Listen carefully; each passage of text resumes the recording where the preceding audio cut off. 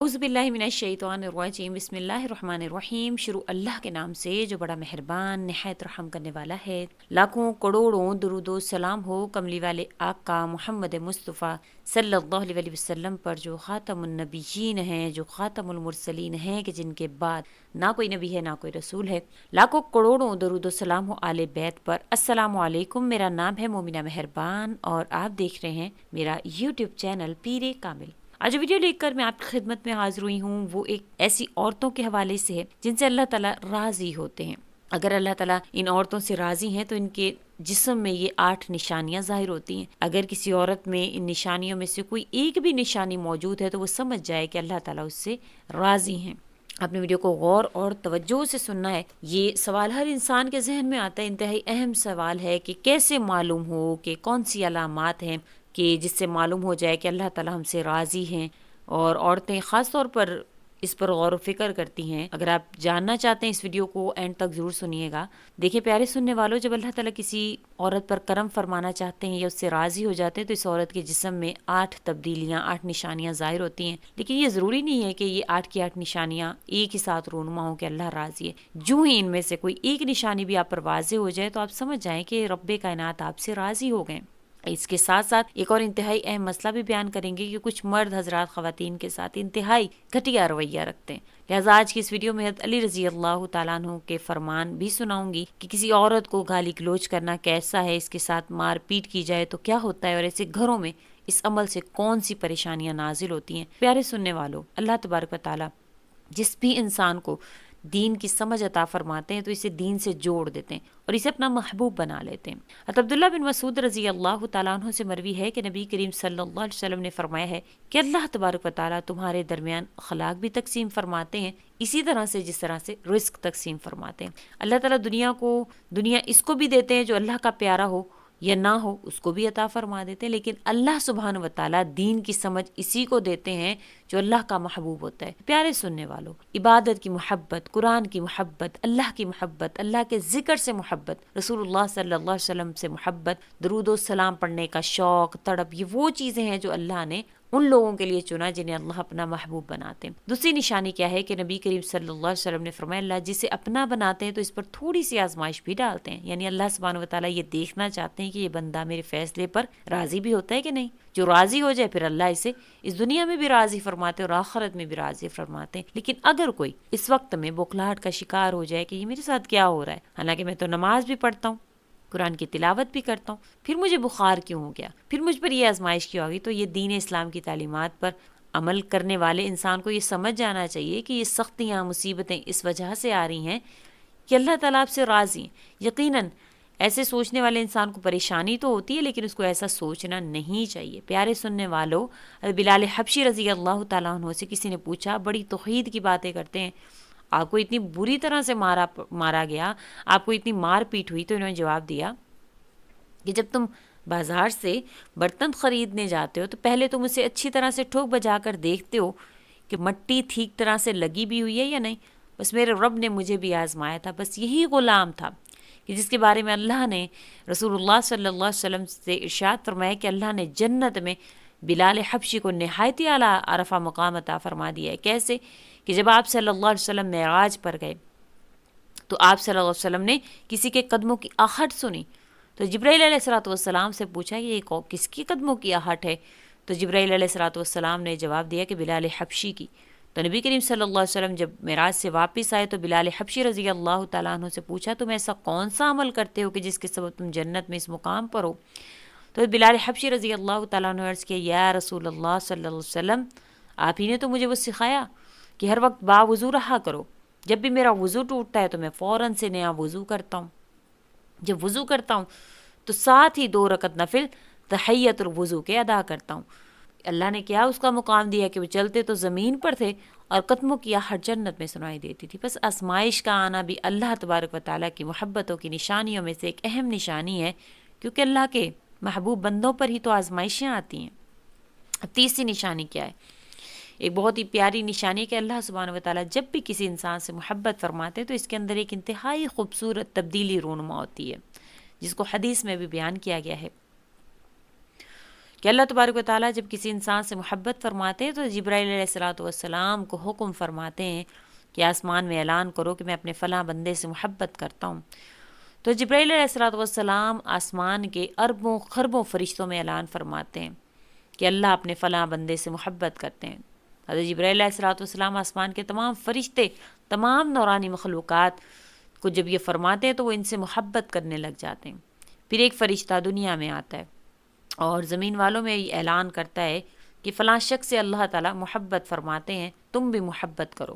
پھر اسی طرح دنیا والوں میں یہ اعلان کر دیا جاتا ہے کہ اللہ تعالیٰ فلاں سے محبت کرتے ہیں. تو اللہ سبحانہ و تعالیٰ کے جب لوگوں میں یہ اعلان کیا جاتا ہے تو لوگوں کے دلوں میں بھی اللہ تبارک و تعالیٰ اس کی محبت ڈالتے ہیں. لہٰذا میں دنیا میں ایسے کام ضرور کرنے چاہیے جس کے کرنے سے اللہ سبحانہ و تعالیٰ ہم سے راضی ہوں. اسی طرح حضرت عبداللہ بن عباس رضی اللہ تعالیٰ عنہ فرماتے ہیں جب نیکیاں قبول ہوتی ہیں تو انسان کے جسم میں یہ 5 نشانیاں ظاہر ہوتی ہیں کہ جب کسی انسان کی نیکیاں قبول ہوتی ہیں تو اس کے چہرے پر عجیب سی رونق آتی ہے. یعنی وہ انسان دنیا کے سامنے اپنی خوشی کا اظہار اپنی مسکراہٹ اور بشاشت کے ساتھ کرنے لگ جاتا ہے، ہر وقت خوش رہنے لگتا ہے اور یوں لگتا ہے کہ اس کی ساری دنیا اس سے زیادہ، جو بھی دنیا اس سے زیادہ کوئی بھی سکون والا وقار والا کوئی بھی نہیں ہے. اسی طرح سے اس کا دل روشن ہو جاتا ہے کیونکہ اسے اللہ سبحانہ و تعالیٰ کے وعدوں پر یقین آنا شروع ہو جاتا ہے. اس کے پاس کچھ ہو یا نہ ہو لیکن اس کے دل میں اتنی خوشی ہوتی ہے کہ اس کو کسی کی کوئی پرواہ نہیں ہوتی. یاد رکھیے کہ انسان مال دولت سے امیر نہیں بنتا بلکہ ہمیشہ دل سے امیر بنتا ہے. حضرت علی رضی اللہ تعالیٰ عنہ فرماتے ہیں کہ دولت مٹی کی طرح ہے اور مٹی کو پیر کے نیچے ہی رکھنا چاہیے. اگر سر پر چڑھاؤ گے تو وہ قبر بن جائے گی اور قبر زندہ لوگوں کی نہیں ہوا کرتی. جب کسی کی نیکیاں قبول ہوتی ہیں تو اس کے جسم میں نیکی کی طاقت آ جاتی ہے اور شیطان اسے گمراہ نہیں کر سکتا. اللہ سبحانہ و تعالیٰ اس کے جسم میں شیطان سے بچنے کی طاقت پیدا فرماتے ہیں. نمبر 4 پر وہ اپنے مال اور دولت میں فراوانی پیدا کرتا ہے، یعنی اللہ سبحانہ و تعالیٰ اس کے رزق میں برکت پیدا فرماتے ہیں.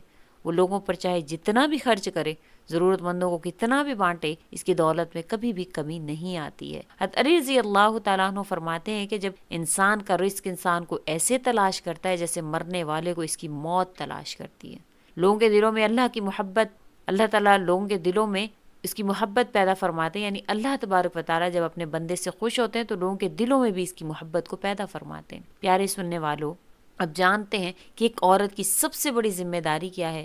حضرت علی رضی اللہ تعالیٰ عنہ کی خدمت میں ایک شخص حاضر ہوا اور دست ادب جوڑ کر عرض کرنے لگا، یا علی، میری بیوی میرے گھر کا کام صحیح طریقے سے نہیں کرتی، نہ تو میرے کپڑوں کو صحیح دیکھ بھال کرتی ہے، نہ ہی گھر کی صفائی ستھرائی میں کوئی کردار ادا کرتی ہے، تو کیا اسے میرا ڈانٹنا ڈپٹنا گالی گلوچ کرنا ٹھیک ہے؟ جیسے ہی اس نے یہ کہا تو حضرت علی رضی اللہ تعالیٰ عنہ نے فرمایا، شخص، تمہیں کس نے یہ کہا ہے کہ تمہاری بیوی پر تمہارے گھر کا کام کاج جو ہے وہ واجب ہے؟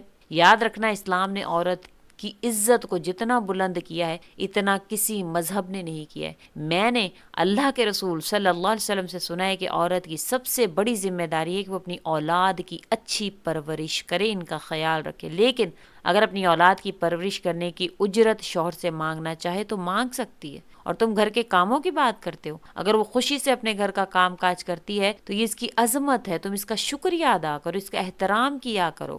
پیارے سننے والوں، حضرت علی رضی اللہ تعالیٰ عنہ نے فرمایا کہ میں نے نبی کریم صلی اللہ علیہ وسلم سے سنا ہے کہ جس وقت عورت اپنے گھر کا کام کاج کرتی ہے اس وقت اللہ سبحانہ و تعالیٰ فرشتوں کو زمین پر بھیجتے ہیں اور کہتے ہیں کہ جب تک یہ عورت اپنے گھر کا کام کاج کرتی ہے اس کے لیے عبادت لکھتے رہو.